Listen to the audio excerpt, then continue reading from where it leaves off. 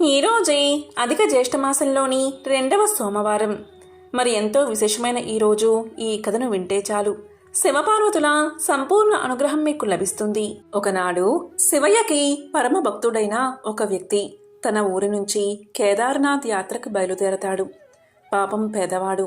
అతని దగ్గర కొంత డబ్బు మాత్రమే ఉంది. చాలీచాలని డబ్బులతో బస్సు ఇంకా ట్రైను పట్టుకుని సగం దూరం వరకే వెళ్ళగలుగుతాడు. ఇక ఆ పైన మనసులో శివనామాన్ని జపిస్తూ అందరినీ దారి అడుగుతూ కాలినడకల్లోనే కేదార్నాథ్కు ప్రయాణం సాగిస్తాడు. చివరికి కేదార్నాథ్కి 45 రోజుల్లో చేరుకుంటాడు. అయితే కేదార్నాథ్ గుడి సంవత్సరానికి 6 నెలలు మాత్రమే తెరుస్తారు. ఈ వ్యక్తి చేరుకునే రోజు గుడి మూసే ఆఖరి రోజు. ఇతను చేరుకునే నిమిషం ముందే గుడి తలుపులు మూసేస్తారు. ఇతను అర్చకుడితో, అయ్యా, నేను చాలా కష్టపడి ఎన్నో రోజులు నడుచుకుంటూ ఈ కేదారనాథుడి దర్శనం కోసం ఇక్కడికి చేరుకున్నా. దయచేసి నా కోసం ఒక్క క్షణం గుడి తలుపులు తెరిస్తే నా శివయ్యని దర్శించుకుంటా అని బ్రతిమాలాడతాడు. అందుకు అర్చకుడు ఇలా అంటాడు, అయ్యో, ఎంత దురదృష్టవంతుడివయ్యా, ఒక్క 2 నిమిషాలు ముందు వస్తే దర్శన భాగ్యం కలిగేది. ఇంకా ఇప్పుడు కుదరదు. ఎందుకంటే నియమం ప్రకారం ఒక్కసారి మూసిన గుడి తలుపులు మళ్ళీ 6 నెలల తర్వాతే తెరవాలి. నేనేం చెయ్యలేనయ్యా అని అనుకుంటూ వెళ్ళిపోతాడు. ఈ వ్యక్తి అయ్యో అని బాధతో ఏడుస్తూ అక్కడే మెట్ల మీద పడిపోతాడు. చీకటి పడుతుంది. దూరం నుంచి ఎవరో తన వైపు వస్తున్నట్లు గమనించాడు. ఎవరా అని దగ్గరికి వచ్చాక చూస్తే ఒక సాధువు. ఇతను ఎదురుగా నుంచుని, ఏనాయనా, ఎవరు నువ్వు, ఎందుకు ఏడుస్తున్నావు అని అడిగాడు. ఇతను జరిగిందంతా చెప్పుకొచ్చాడు.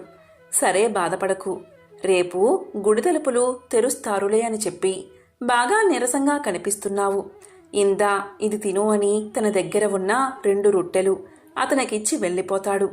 ఇక రొట్టెలు తిని పడుకుని తెల్లవారులే చూస్తే ఆ అర్చకుడు తన బృందంతో గుడి తలుపులు తెరుస్తూ కనిపిస్తాడు.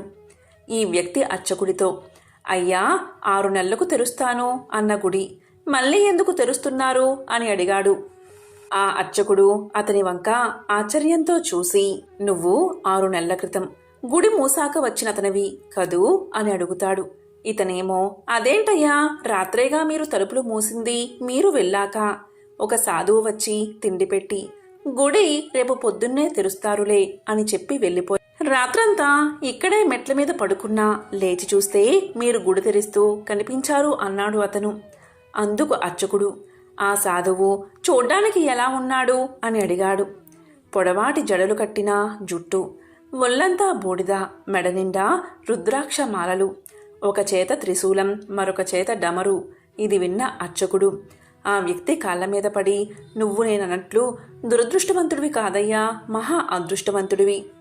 రాత్రి నిన్ను కలిసింది మామూలు సాధువు కాదు, సాక్షాత్తు ఆ పరమశివుడే.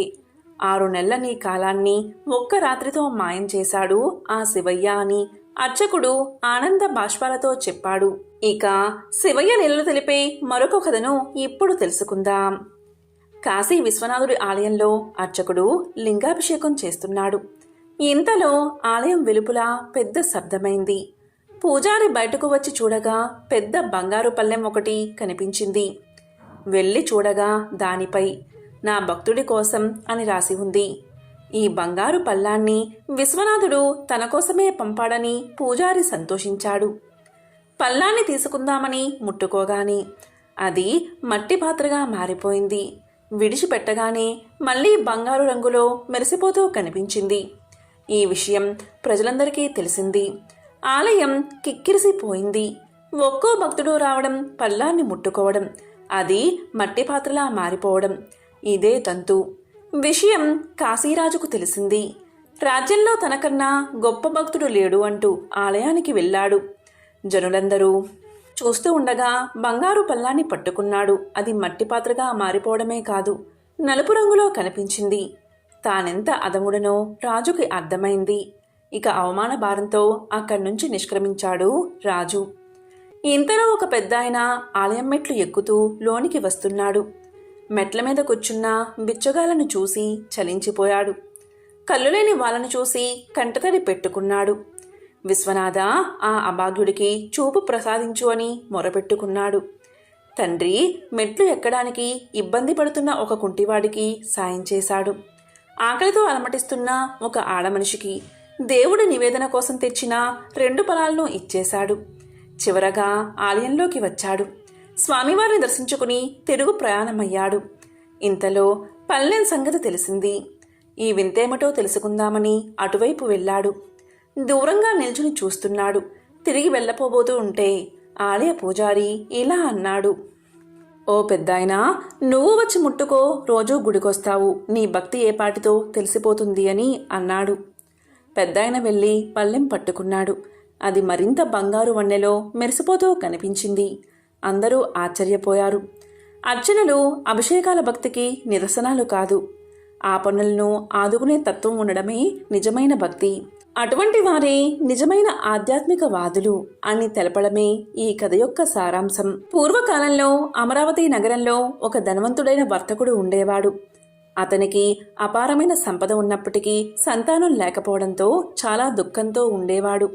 శివుడిపై భక్తితో తన భార్యతో కలిసి ప్రతి సోమవారము శివాలయాన్ని సందర్శించి ఉపవాసం ఉండి శివుణ్ణి పూజించేవాడు. ఒకసారి వారు శివాలయంలో ఉండగా అకస్మాత్తుగా శివాలయంలోని ఒక పాత విగ్రహం నుంచి ఒక అశరీరవాణి ఇలా వినిపించింది. ఓ వర్తక, నీ భక్తికి నేను ఎంతగానో సంతోషించాను. నువ్వు సోమవార వ్రతాన్ని అత్యంత భక్తి శ్రద్ధలతో నియమనిష్టలతో ఆచరించు. ఆ వ్రత మహిమ వల్ల నీకు దీర్ఘాయుష్మంతుడైన కుమారుడు కలుగుతాడు అని చెప్పింది. ఆకాశవాణి మాట మేరకు ఆ వర్తకుడు సోమవారాలు 4 లేదా 5 సోమవారాలు ఉపవాస వ్రతాన్ని ఆచరించి శివుడికి అభిషేకము, రుద్రాభిషేకం చేశాడు. ఫలితంగా కొద్ది కాలానికే ఆ వర్తకుడి భార్య గర్భం దాల్చి ఒక సుగుణవంతుడైన కుమారుడికి జన్మనిచ్చింది. ఆ కుమారుడు శివభక్తుడిగా యశస్సుతో వర్ధిల్లాడు. ఆ రోజు నుంచి ఆ నగరంలోని ప్రజలందరూ సోమవారం నాడు శివారాధన చేయడం, కథ చెప్పుకోవడం అలవాటుగా చేసుకున్నారు. ఎంతో పవిత్రమైన విశేషమైన ఈ కథను వింటే చాలు జన్మల పాపాలు దోషాలు తొలగిపోతాయి. ఆ మహాశివుడి సంపూర్ణ అనుగ్రహం లభిస్తుంది. ఒకసారి ముళ్ళంతా కలిసి చేసిన ఆ వినమ్రపూర్వకమైన అర్థింపునకు సూత మునీంద్రుడు ఎంతగానో సంతోషించి ఇలా పలికాడు. ఓ ముని శ్రేష్ఠులారా, మీరు సామాన్యులు కారు. ప్రతి నిమిషం భగవత ఆరాధనలో తనువు మనస్సులను విలీనం చేసిన తాపసోత్తములు మీరు. నియమనిష్టలతో కూడిన సదాచార సంపన్నులు, సచ్చీలురు. నిస్వార్థ చింతనతో మీరు ఏది చేసినా, ఏది కోరినా అది లోక కళ్యాణం కోసమే అవుతుంది. కాబట్టి మీలాంటి అభిలాష గలవారికి చెప్పగలగడం కూడా ఒక విశేషమే. ఆ భాగ్యం నాకు మీ వల్లే రావడం నా పూర్వజన్మ విశేషం. కాబట్టి నేను కూడా ధన్యుణ్ణే అన్నాడు సూతుడు. మళ్ళీ సూతుడు ఇలా పలికాడు.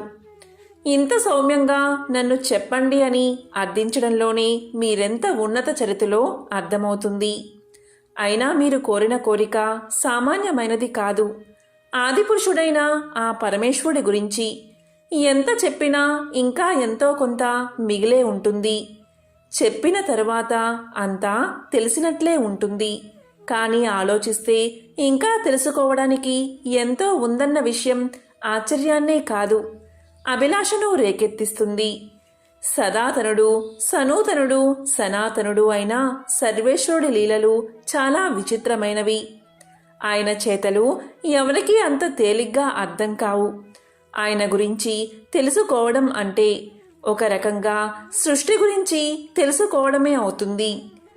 ఎందుకంటే సృష్టి ఆయన, ఆయనే సృష్టి అంటూ సూతుడు సౌనకాది మహర్షులకు ఇలా చెప్పడం ప్రారంభించాడు. ఒకసారి మార్కండేయుడు అనే గొప్ప శివభక్తుడు శివుడు గురించి పూర్తిగా తెలుసుకోవాలి అన్న అభిలాషతో బ్రహ్మలోకానికి వెళ్ళి వాణి విరించకు భక్తితో నమస్కారం చేసి ఇలా పలికాడు.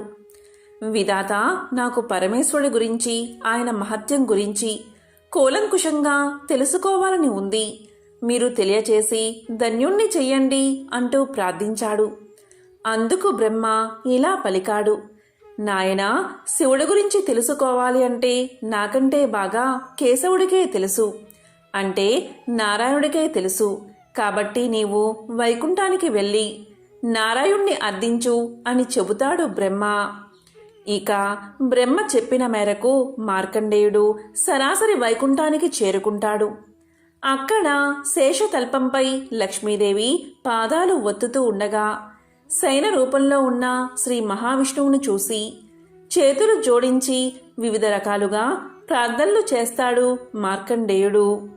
మార్కండేయుడు చేసిన స్తోత్రానికి పరవశుడై విష్ణుమూర్తి ఇలా పలుకుతాడు: మార్కండేయ, నీవు వచ్చిన పని చాలా విశిష్టమైనది. పరమేశ్వరుడి గురించి తెలుసుకోవాలి అనే అభిలాష, ఉత్సుకత, సంకల్పం ఎంతో ఉన్నతమైనది.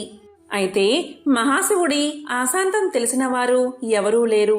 కాబట్టి నీవు పరమేశ్వరుడి దగ్గరకు వెళ్ళి ఆయన గురించి తెలుసుకోవాలి అన్న నీ సంకల్పాన్ని వ్యక్తం చెయ్యి. నీ కోరిక తప్పక తీరుతుంది అన్నాడు వైకుంఠవాసుడు. మన సంకల్పం బలంగా ఉంటే అది ఎలా అయినా తీరుతుంది. ఒకసారి ప్రయత్నించగానే ఫలితం రాలేదని కుంగిపోకుండా విసుగుతో అనుకున్న దాన్ని మధ్యలో విడిచిపెట్టకుండా అది తీరే వరకు ప్రయత్నిస్తూనే ఉండాలి.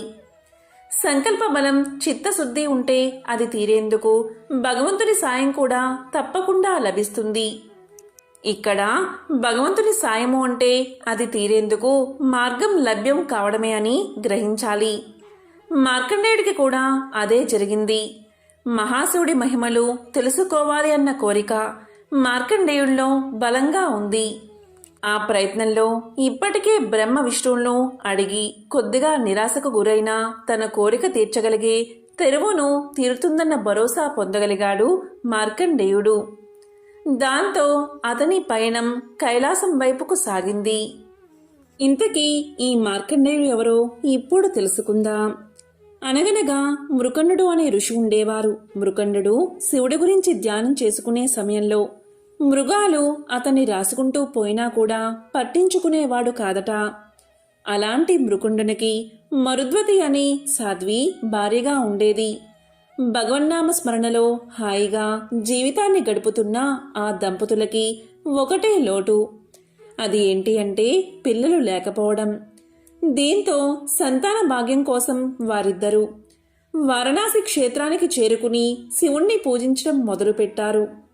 ఆ దంపతుల దీక్షకు మెచ్చిన శివుడు వారి ముందు ప్రత్యక్షం అయ్యాడు. కాని ఆ పరమేశ్వరుడికి వారిని పరీక్షించాలని అనిపించిందో ఏమో. మీకు తప్పకుండా పుత్ర సంతానాన్ని ప్రసాదిస్తాను. కాని ఎలాంటి పుత్రుడు కావాలో మీరే నిర్ణయించుకోండి. సుదీర్ఘకాలం జీవించే దుర్మార్గుడు కావాలా, లేకపోతే 16 సంవత్సరాలు మాత్రమే జీవించే గుణవంతుడు కావాలా అని అడిగాడు ఆ మహాశివుడు. వ్యక్తిత్వం లేనివాడు ఎన్ని రోజులు ఉంటే ఏం లాభం? మాకు గుణవంతుడైన అల్పాయుష్కుడే కావాలి అని కోరుకున్నారు మృకుండముని దంపతులు. ఈ విధంగా జరిగిన తర్వాత అచిర కాలంలోని ఆ దంపతులకు వెలుగు రేఖలాంటి ఒక బాలుడు కలిగాడు. మృకండుని కుమారుడు కాబట్టి అతనికి మార్కండేయుడు అన్న పేరు వచ్చింది. శివుడి మాటలకు తగినట్లుగానే మార్కండేయుడు సకల గుణాభిరాముడు. బాల్యం తీరకుండానే సకల శాస్త్రాలను ఔపోసన పట్టాడు మార్కండేయుడు. మరోపక్క వ్యక్తిత్వంలోనూ తనకు సాటి లేదు అనిపించుకున్నాడు. ఇలా ఉండగా ఒకసారి మృకుండుని ఆశ్రమానికి 7 ఋషులు వచ్చారు. మార్కండేయుణ్ణి చూడగానే అతనికి త్వరలోనే ఆయుష్ తీరనుందని వారికి అర్థమైనది. అప్పుడు వారు మార్కండేయుణ్ణి బ్రహ్మదేవుని వద్దకు తీసుకుపోయారు. మార్కండేయుణ్ణి చూసిన బ్రహ్మ అతడిని నిరంతరం శివారాధన చేస్తూ ఉండమని సూచించాడు. అందరూ కలిసి శివనామ స్మరణ చేత అకాల మృత్యువు దరిచేరదని మార్కండేయుడికి తెలియచేశారు. ఇక పెద్దల మాటల మేరకు ఒక శివలింగం ముందర కూర్చుని శివ ధ్యానాన్ని మొదలుపెట్టాడు మార్కండేయుడు. ఒక పక్క అతని మృత్యు గడియలు సమీపిస్తున్నాయి. మరో పక్క నోటి నుంచి శివనామ స్మరణ ఆగడం లేదు సరికదా. ఒక్కో నిమిషం గడిచే కొద్దీ మరింత జోరుగా సాగుతుంది.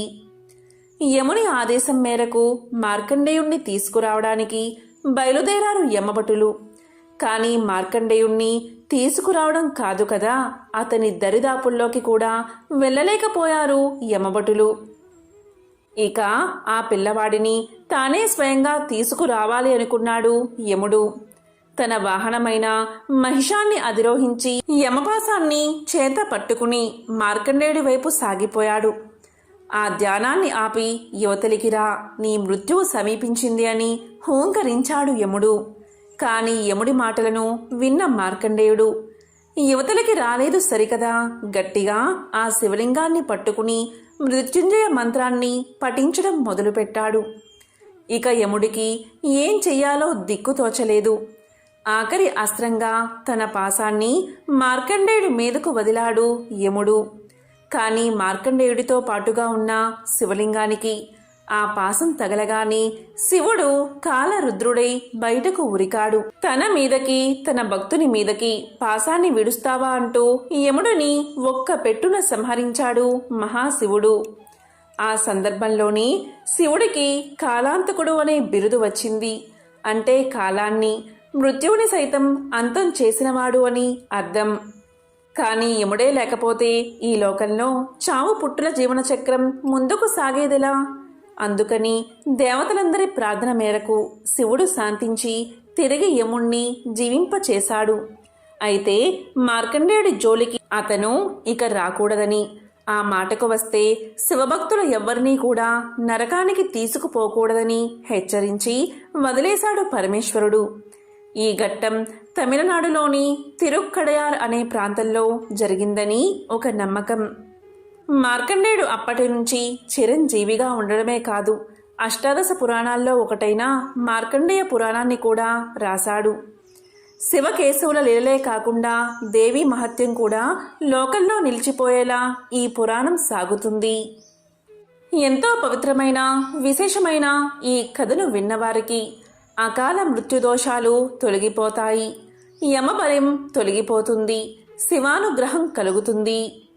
శివపురాణం ప్రకారం సముద్రంలో నీరు ఉప్పుగా ఉండడం వెనుక ఒక కథ ఉంది.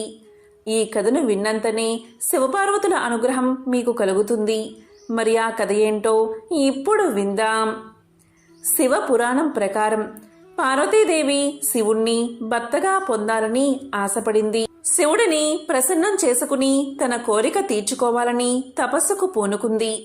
పార్వతీదేవి తపస్సు చేస్తూ ఉండగా సముద్రుడి కళ్ళు పార్వతీదేవిపై పడ్డాయి.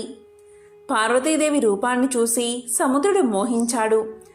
ఎలా అయినా ఆమెను తన సొంతం చేసుకోవాలి అనుకున్నాడు. నేరుగా పార్వతీమాత ముందే పెళ్లి ప్రస్తావన తెచ్చాడు. అప్పుడు పార్వతీమాత, నేను పరమేశ్వరుడి కోసం తపస్సు చేస్తున్నాను, ఆయన్ని వివాహం చేసుకుంటాను అని సముద్రుడి ప్రతిపాదనను తిరస్కరించింది. పార్వతీదేవి ఇలా అనేసరికి సముద్రుడు కోపంతో ఊగిపోయాడు. శివుడిలో లేనివెన్నో నాలో ఉన్నాయి, అలాంటిది నన్ను కాదని శివుణ్ణి వివాహమాడతానని చెబుతావెందుకు? నేను ప్రజల దాహాన్ని తీరుస్తాను. నా నీరు పాలలా తీయగా స్వచ్ఛంగా ఉంటుంది. అలాంటి నన్ను తిరస్కరించకు, నా ప్రతిపాదన్ని అంగీకరించు అంటూ పార్వతిని ఒత్తిడి చేశాడు సముద్రుడు. సముద్రుడి మాటలకు పార్వతీదేవి ఆగ్రహం చెంది, నువ్వు ఏ నీటిని అయితే చూసుకుని గర్వపడుతున్నావో ఆ నీరు ఎవ్వరూ తాగనంత కఠినంగా ఉప్పుగా మారిపోతుంది. ఇదే నా శాపమని సముద్రుడికి శాపాన్ని ఇస్తుంది అమ్మవారు. ఈ కారణం వల్లే సముద్రంలో నీరు ఉప్పుగా ఉంటాయని అంటారు. మరికొందరేమో సాగర మదనం కారణంగా సముద్రపు నీటికి ఆ రుచి వచ్చింది అంటారు. మహాభారతంలో కురువృద్ధుడు భీష్ముడు అంపశయ్య మీద ఉండి మృత్యువు కోసం ఎదురు చూస్తున్నాడు. ఆ సమయంలో దైవ ప్రార్థన చేస్తూ పాండవులకు పాలన, మనిషి నడవడిక, జీవితానికి సంబంధించిన ధర్మోపదేశాలను తెలియచేశాడు. ఈ సమయంలోని ధర్మరాజుకు భీష్ముడు రాజనీతి గురించి అనేక ఉపదేశాలను కథల రూపంలో వెల్లడించాడు. అలా భీష్ముడు రాజనీతి గురించి ధర్మరాజుకు చేసిన ఉపదేశాలు శాంతి పర్వం భాగంలో నిండి ఉన్నాయి. నేటికి భీష్మనీతి అనుసరణీయం. పూర్వం విదిశా పట్టణంలో ఒక బ్రాహ్మణ కుటుంబం ఉండేది. ఆ ఇంట్లోని చిన్నారి బాలుడు అర్ధాంతరంగా మరణించాడు. దీంతో ఆ బాలుడి తల్లిదండ్రుల గుండె పగిలిపోయింది. తీరని దుఃఖంతో భార్యాభర్తలు తమ చిన్నారి శవంతో శ్మశానానికి చేరుకున్నారు. శ్మశానంలో మృతదేహాన్ని వదిలి వెళ్ళడానికి వారికి మనసు రాలేదు. మరోవైపు తీరని దుఃఖం ఎంతకీ తరగడం లేదు. అయితే బాలుడి శవాన్ని అక్కడే ఉన్న ఒక గెద్ద చూసింది. బాలుడి శవాన్ని తల్లిదండ్రులు వదిలి వెళ్తే తినాలనే కోరిక కలిగింది గెద్దకి. రాత్రి తాను సంచరించలేను కనుక పగలు తినాలి అని అనుకుంది.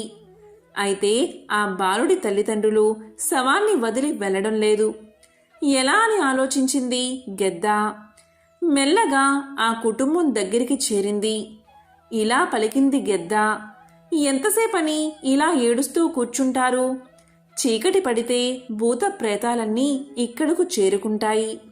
కనుక ఈ శవాన్ని వదిలేసి బయలుదేరండి అంటూ బ్రాహ్మణ దంపతులకు చెప్పింది. అదే సమయంలో అటుగా ఒక నక్క వచ్చింది. అది కూడా బాలుడి శవాన్ని చూసింది. అంతేకాదు అక్కడే కాచుకున్న గద్దను కూడా చూసింది. దీంతో ఎలా అయినా ఆ బాలుడి తల్లిదండ్రులు చీకటి పడే వరకు అక్కడే ఉంటే చీకటి పడిన తర్వాత తాను ఆ శవాన్ని తినవచ్చు అని దాని ఆలోచన. వెంటనే బ్రాహ్మణ దంపతుల వద్దకు వచ్చి నక్క ఇలా పలికింది, ఈ పిల్లవాణ్ణి వదిలి వెళ్ళడానికి మీకు మనసులా ఒప్పుతుంది? కొంచెం సేపు చూడండి, మళ్ళీ ఇంకెప్పుడు చూడలేరు కదా. అయినా ఎప్పుడు ఏం జరుగుతుందో ఎవరు చెప్పగలరు? ఏ దేవతైనా కరుణించి మీ బిడ్డకు ప్రాణదానం చేయవచ్చు కదా అని నక్క ఆ బ్రాహ్మణ దంపతులతో చెప్పింది. శవాన్ని తినడానికి తల్లిదండ్రుల్ని పంపేందుకు గెద్ద, ఆపేందుకు నక్క కంకణం కట్టుకున్నాయి. దీంతో గెద్ద, నేను 100 ఏళ్లుగా ఈ ప్రపంచాన్ని చూస్తున్నాను. ఇప్పటి వరకు చచ్చిన వారు తిరిగి బతికిందే లేదు. ఈ నక్క మాటలు విని ఆశ పెట్టుకోకండి అంటూ ఆ బ్రాహ్మణ దంపతులతో చెప్పింది. ఆ గెద్ద మాటల్లో నిజం ఉందని భావించి ఆ పిల్లాడి తల్లిదండ్రులు శవాన్ని వదిలి ఇంటికి వెళ్లడానికి ఉపక్రమించారు.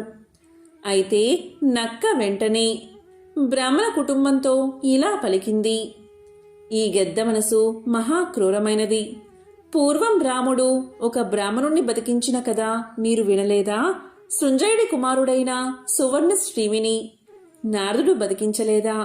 అదేవిధంగా మీ కుమారుణ్ణి ఏ దైవమో యక్షుడో బతికిస్తాడేమో అంటూ చెప్పింది. ఇలా ఈ రెండు తమకు తగిన వాదన్ని ఆ బ్రాహ్మణ కుటుంబానికి చెబుతున్నాయి. అదే సమయంలో శివయ్య రుద్రభూమిలో విహారం చేస్తూ అక్కడికి చేరుకున్నాడు.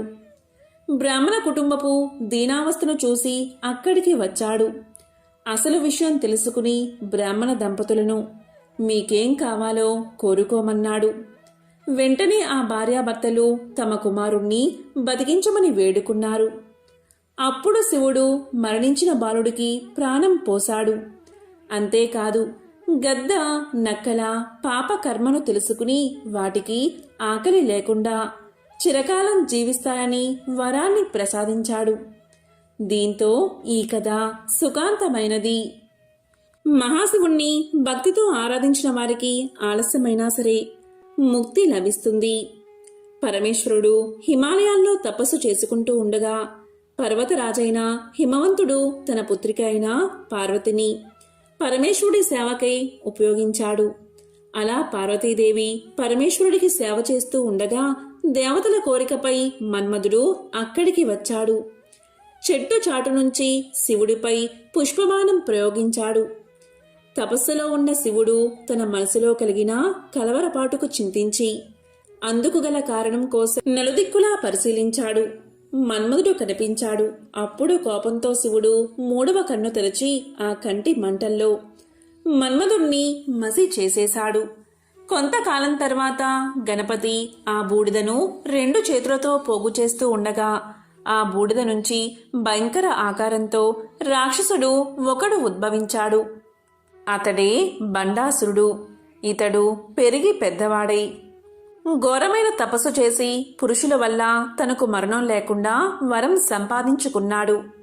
వరబల గర్వితుడై బండాసురుడు దేవతా వర్గంపై దండెత్తి దేవతలను, మునులను, సాధువులను పీడించడం ప్రారంభించాడు.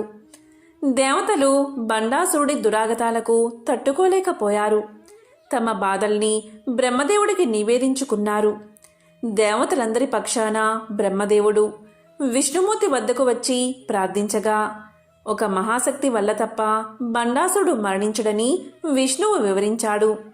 అప్పుడు దేవతలందరూ బ్రహ్మ విష్ణువులతో కలిసి ఒక యాగం ప్రారంభించారు. ఆ యజ్ఞకుండంలో విష్ణువు తన సుదర్శన చక్రంలోని శక్తిని, బ్రహ్మ తన కమండలంలోని శక్తిని, శివుడు త్రిశూలంలోని శక్తిని, ఇంద్రుడు వజ్రాయుధంలోని శక్తిని సమర్పించారు. దేవతల కష్టాలు తీర్చవలసిందిగా పరాశక్తిని మరీ మరీ ప్రార్థించారు. అప్పుడు బ్రహ్మ విష్ణువుల ఆధ్వర్యంలో జరిగిన యాగం, ఆ యాగంలో దేవతలు చేసిన త్యాగం జగన్మాతను సంతృప్తిపరచగా ఆ యజ్ఞ వేదిక నుండి ఆమె ఆవిర్భవించింది. ఆమె శిరస్సుపై రత్న ఖచ్చితమైన సువర్ణ కిరీటం, ఆపై అర్ధచంద్రుడు ప్రకాశించసాగారు. ఆమె 4 చేతుల్లో పాసం, అంకుశం, చెరుకు విల్లు, 5 పుష్పబాణాలు ధరించింది. ఆ జగన్మాతను చూసి బ్రహ్మాది దేవతలు అనేక విధాలుగా స్తోత్రాలు చేశారు. వారి భక్తి భావాన్ని చూసి ఆమె ముచ్చటపడింది. బండాసురుణ్ణి సంహరించగలనని దేవతలకు ఆమె అభయాన్ని ఇచ్చింది. కొన్నాళ్లకు ఆ పరాశక్తి చతురంగ బలాలతో బయలుదేరింది. బండాసుర సంహారార్థమై బయలుదేరిన ఆమెను ఇరువైపులా వారాహీదేవి, శ్యామలాదేవి అనుసరించారు. పరిచారికలుగా తల్లి వెంట నిలిచారు. ససైన్యంగా తన పైకి యుద్ధానికి వస్తున్న పరాశక్తిని చూసి బండాసురుడు భయంకరమైన తన సేనావాహిని ఆమె పైకి పంపాడు. యుద్ధం ప్రారంభమైనది. దేవి పంపిన సేనలు బండుని సేనలను సర్వనాశనం చేశాయి.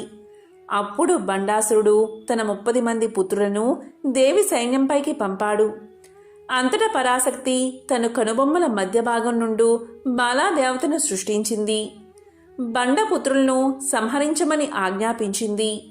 పరాశక్తి ఆజ్ఞ మేరకు బాలాదేవత బండాసురుడి పుత్రులందరినీ సంహరించింది.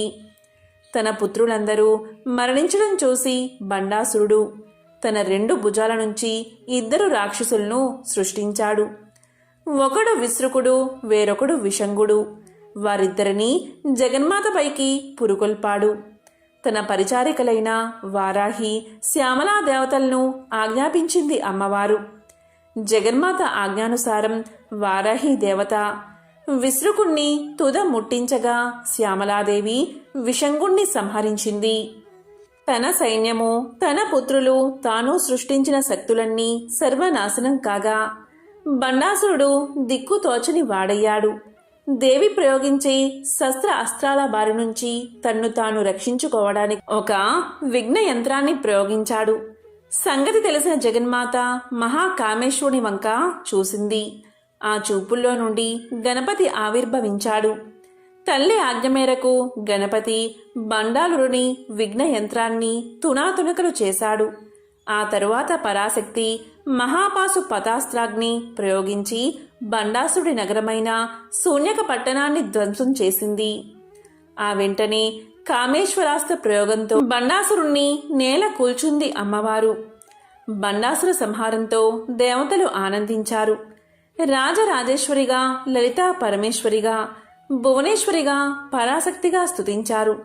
ఈ రీతిగానే ఎల్లకాలమూ తమ్ము కాపాడవలసిందిగా తల్లిని వేడుకున్నారు. వాత్సల్యామృత వర్షిణి అయిన పరాశక్తి అలాగే అని వారికి అభయ ప్రదానం చేసి అంతర్ధానమైనది. దీంతో దేవతలందరూ సుఖశాంతులతో కాలం గడిపారు. ఎంతో పవిత్రమైన విశేషమైన ఈ సోమవారం రోజు ఈ కథలను విన్నా, చదివినా, చెప్పినా, వినిపించినా జన్మల పాపాలు తొలగి 1,000,000 జన్మల పుణ్యం వస్తుంది. సకల శుభాలు కలుగుతాయి. ఓం నమః శివాయ. ఓం శ్రీ మాత్రే నమః. ఓం నమో నారాయణాయ. ఓం శ్రీ మహాలక్ష్మియే నమః.